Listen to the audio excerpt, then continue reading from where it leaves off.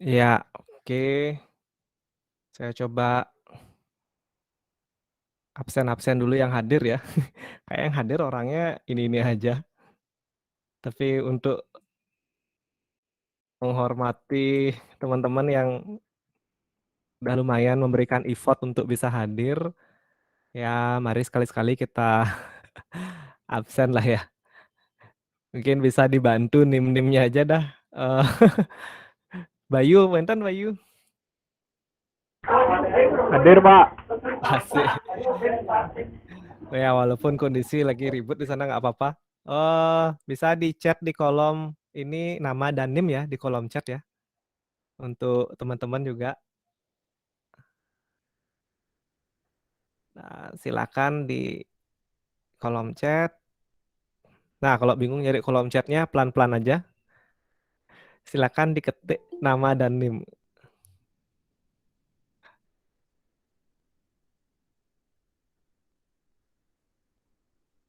Oke, teman-teman. Terima kasih. Nah, kita masuk ke materi lagi. Kalau minggu lalu kita bahas eh, KNN itu kan untuk klasifikasi, teman-teman. Tapi kalau untuk Kamins itu kita gunakan untuk clustering. Nah, saya nyoba untuk ngasih gambaran yang umum dulu sebelum kita masuk ke hitung-hitungan. Mungkin hitung-hitungannya nggak di pertemuan ini tapi minggu depan. Yang jelas bedakan yang mana supervised sama unsupervised. Jadi yang KNN ini termasuk yang mana? Nah, apakah teman-teman masih ingat nggak clustering sama klasifikasi? Yang mana yang supervised, yang mana yang unsupervised? Yang mana yang pembelajaran terawasi, yang mana proses pembelajarannya tidak terawasi. Oke.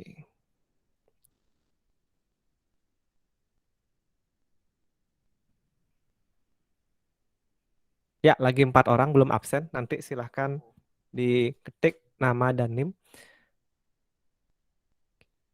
Nah, di sini saya ada Bartolomeus Juniarta. Silahkan. Yang mana di antara dua metode ini yang termasuk kategori supervised learning sama unsupervised learning. Kita sambil review-review. Silakan, Dek.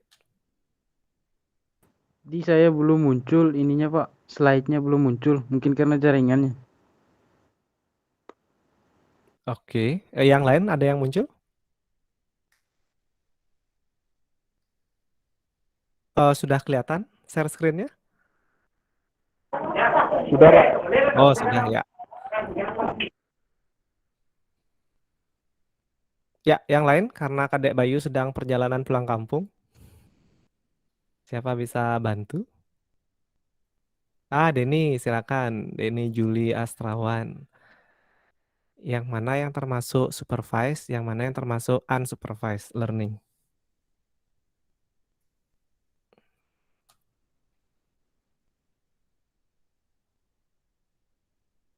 Silakan, Denny.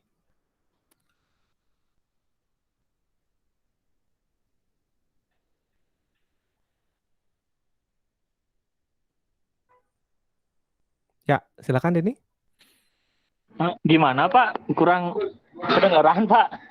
Oh ya, di sini kan ada dua metode, Kamin sama KNN. KNN itu kan yang minggu lalu untuk klasifikasi. Sedangkan Kamins kan untuk proses clustering. Nah, di antara dua metode ini, yang mana yang termasuk supervised learning?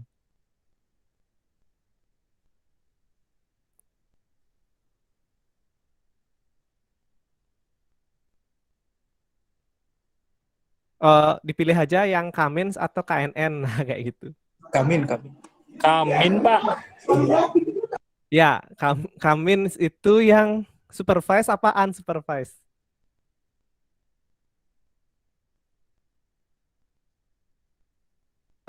Yang supervise Pak. Ya, oke. Ya, nggak apa-apa. Nah, karena pilihan jawabannya cuma dua, jadi kan pilihannya benar atau enggak.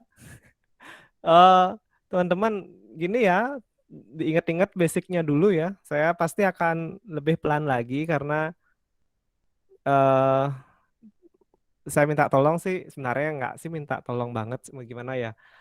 Kesadaran teman-teman sih mungkin teman-teman kalau misalnya bingung di awal-awal tuh mungkin lebih sering tanya aja saya, nanti kan saya pasti jelasin lagi. Nah, yang ini tadi kayaknya nebak deh tuh kalau nggak yang KNN ya Kamin. Yang supervised learning itu yang KNN teman-teman ya. Ini supervised. Nah, mengapa supervised? Jadi minggu lalu kita sudah jelasin dia ada labelnya kayak gitu. Jadi karena dia ada labelnya, dia bisa diklasifikasikan. Sedangkan yang clustering ini unsupervised seperti itu. Nah, semoga teman-teman nanti ada bayangan lagi. Ini dua metode yang beda jauh nih, Kamins nih sama KNN, walaupun depannya sama-sama ada huruf K-nya kayak gitu. Yang jelas, yang pertama yang minggu lalu kita sudah bahas, Nike sifatnya untuk melakukan klasifikasi. Nah, yang sekarang Niki untuk melakukan clustering. Nah, clustering itu yang kayak bagaimana? Saya coba share aja langsung ya. Kayaknya yang tak share itu ini deh sebentar.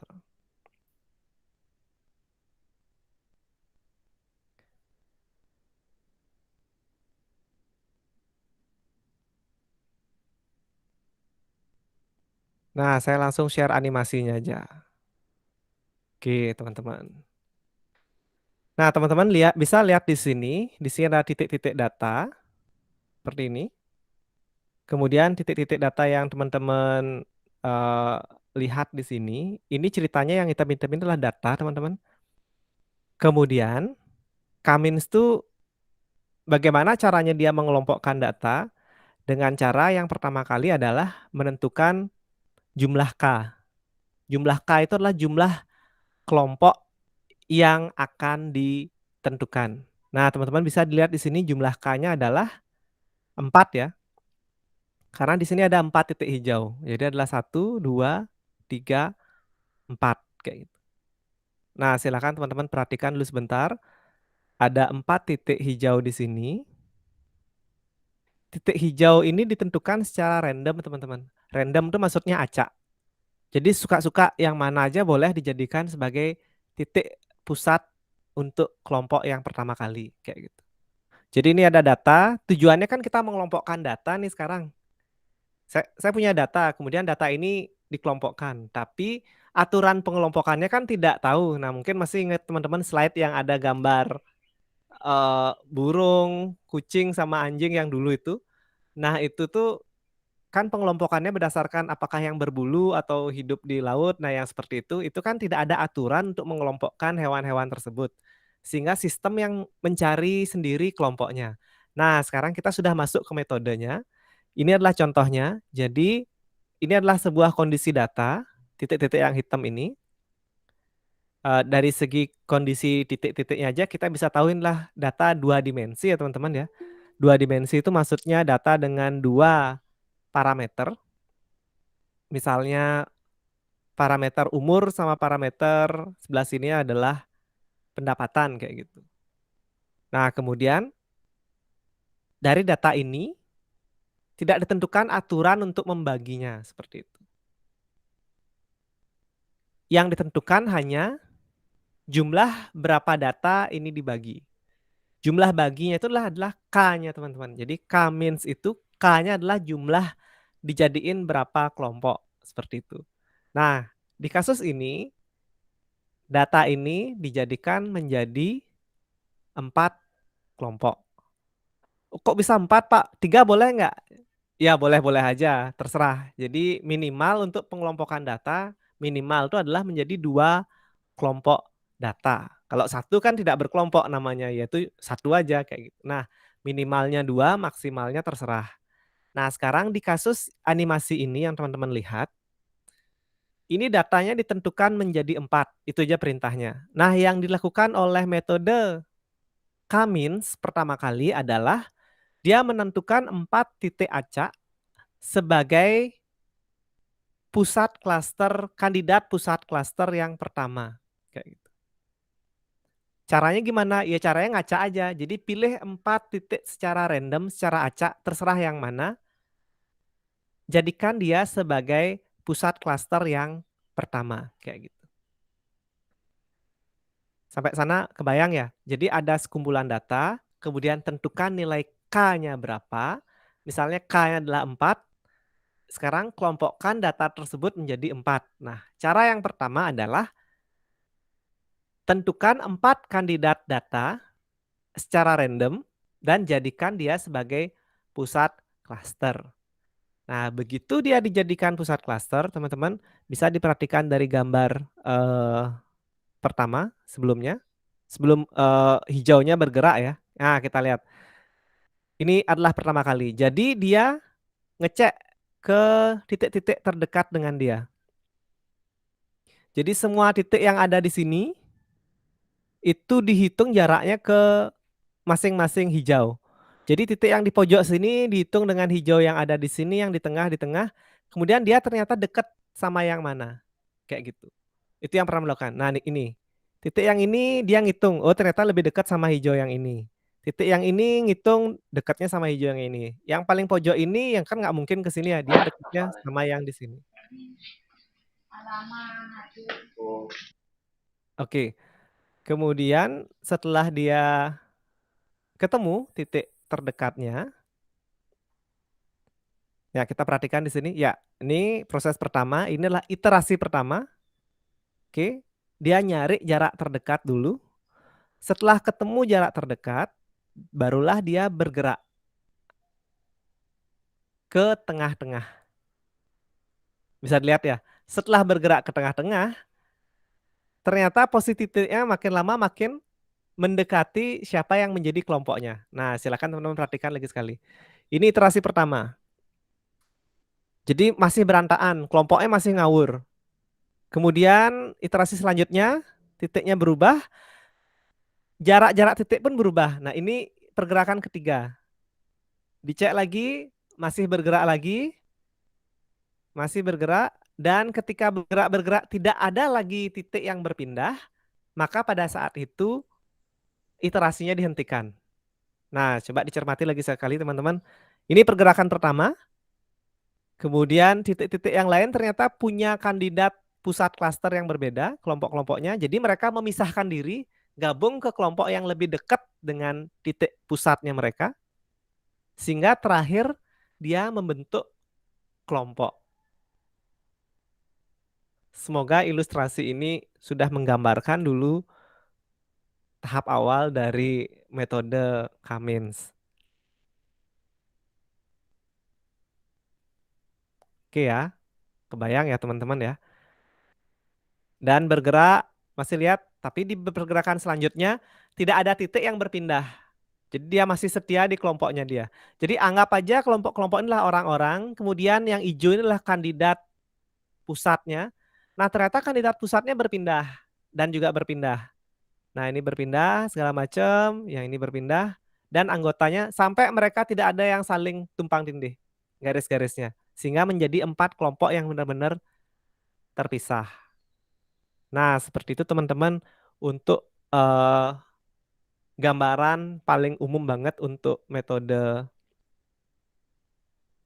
Cummins.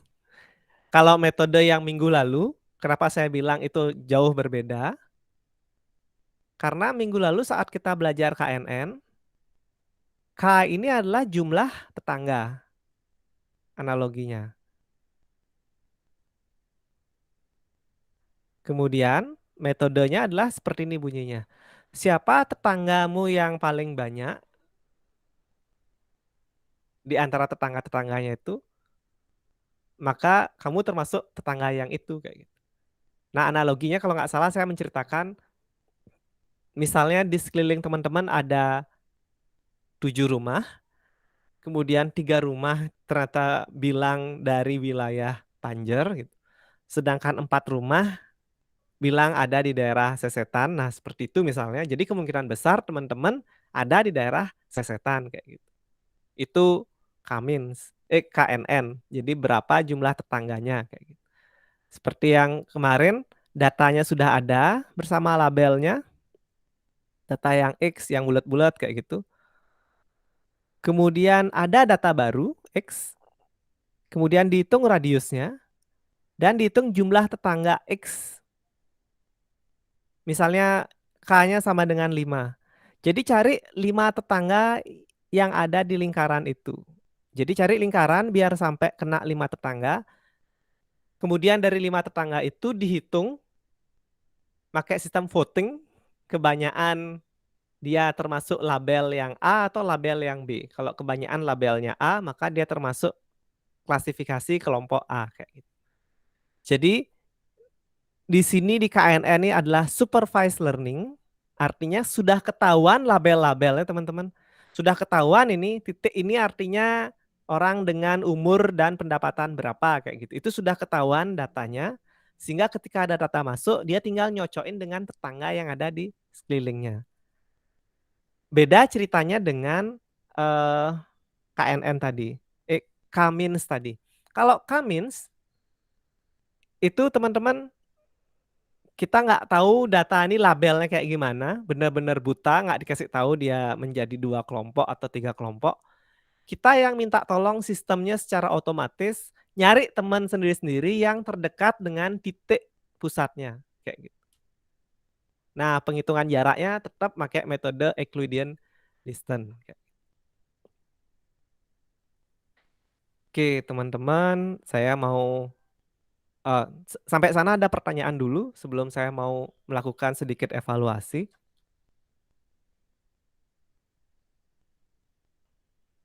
Silakan, ada pertanyaan?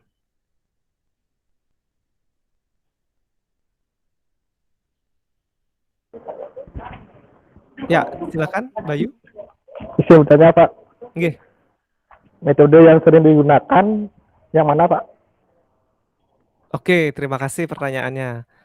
Ya Pak. Nah, kalau kita berbicara yang paling sering digunakan, tentu kita harus balik ke pertanyaan sebelumnya yaitu mau dipakai ngapain kayak gitu. Kalau tugas dari machine learning adalah melakukan pengelompokan data, pengklasifikasian data gitu ya. Jadi ini termasuk buah apel yang sudah masak atau belum. Nah, itu kan pengelompokan data. Jadi sudah ketahuan nih buah apel ini masak atau belum segala macam. Teman-teman pakai teknik klasifikasi. Tapi kalau kondisi datanya tidak ada label, teman-teman pakai teknik clustering. Nah, sekarang pertanyaan selanjutnya, di antara teknik klasifikasi, metode mana yang paling sering dipakai? Jawabannya enggak ada jawaban deh. Jadi yang sering dipakai itu apa ya? Ini bukan something yang ini jarang dipakai, ini yang sering enggak. Ini memang sesuatu yang sifatnya kayak gini. Eh,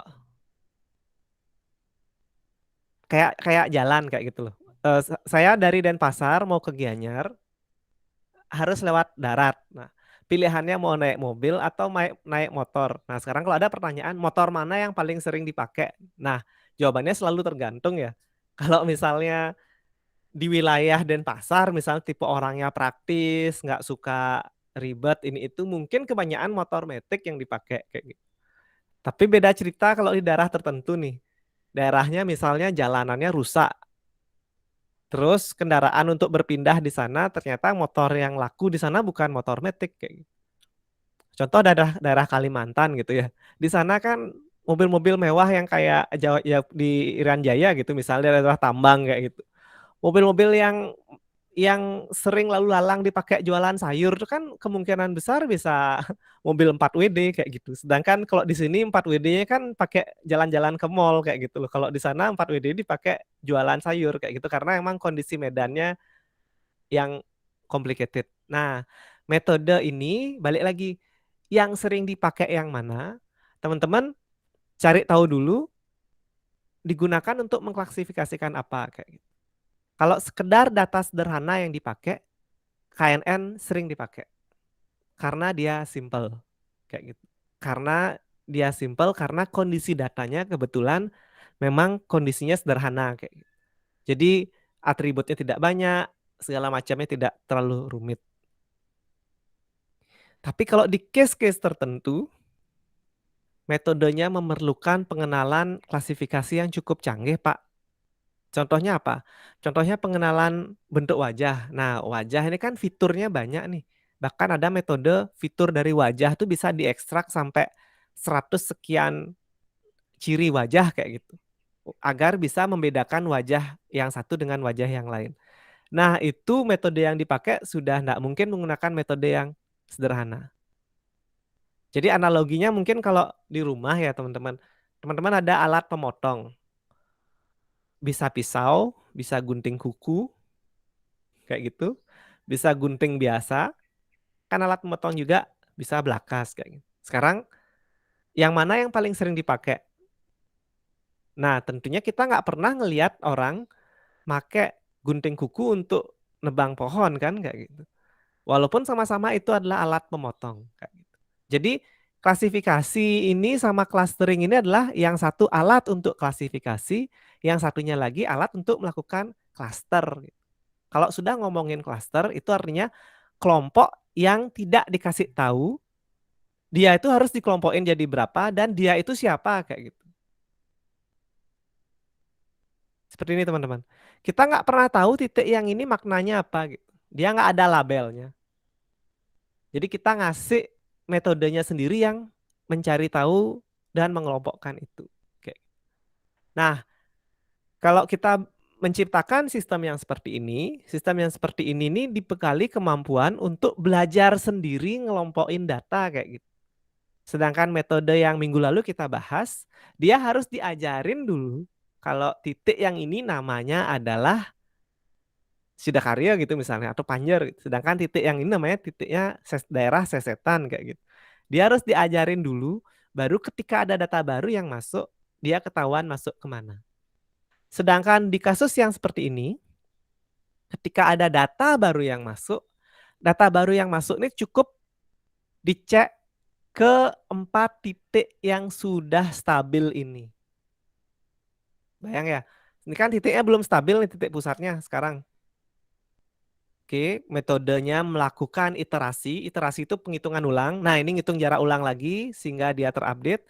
Kemudian ngitung jarak ulang lagi sampai titiknya benar-benar diam. Coba diperhatikan.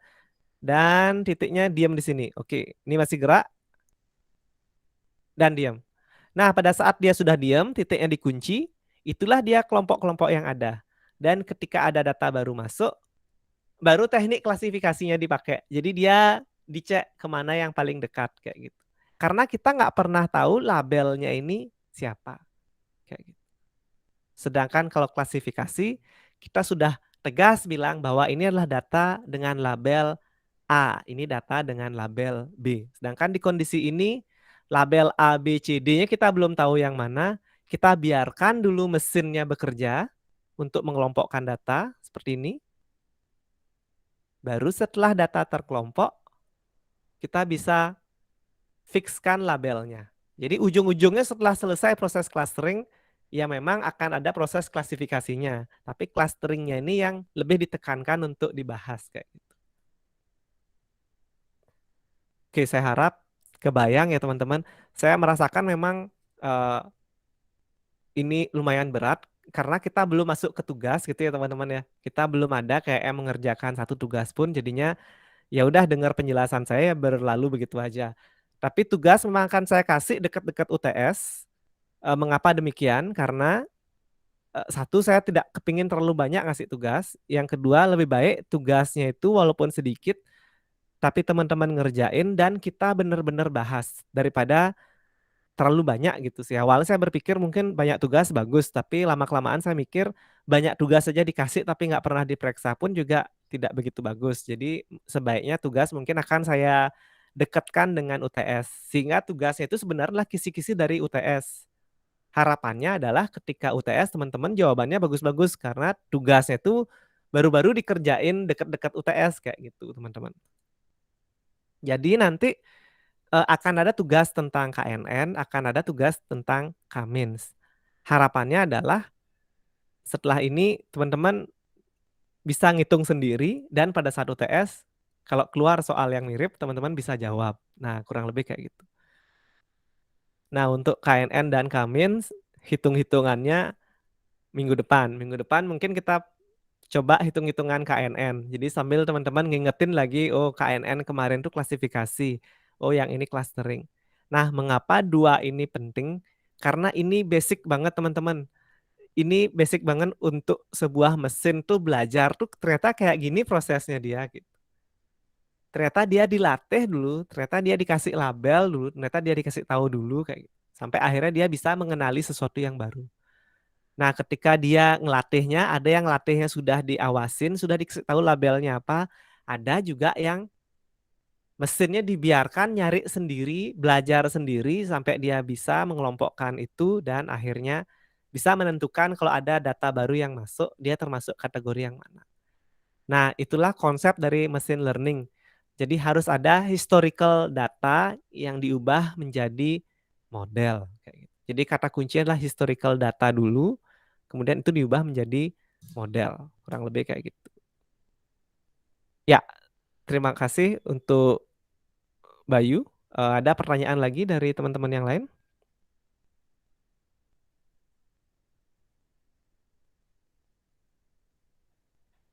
Nah, yang absen baru 8 orang ya teman-teman, sedangkan yang hadir sudah 15. Jadi ada 7 teman lagi yang sama sekali belum ngechat. Silakan di kolom chat diketik nama dan juga NIM-nya. Mohon maaf Pak, baru join Pak. Nggak Baru apa-apa. pulang kerja soalnya Pak. Oke, nggak apa-apa. Ya, teman-teman nanti mungkin setelah Absennya di UTS, mana ya Pak? Maaf Pak. diketik aja di chat nama dan NIM. Baik Pak, terima kasih Pak. Yuk, Andi.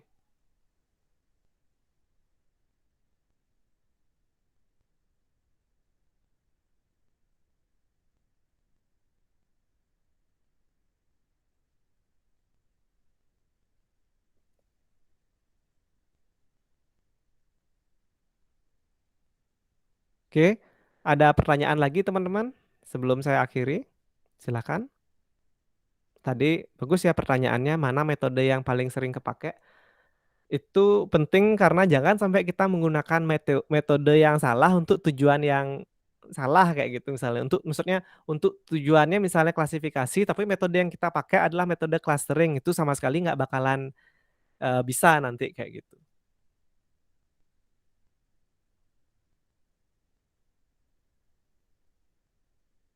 Oke, sudah sepertinya.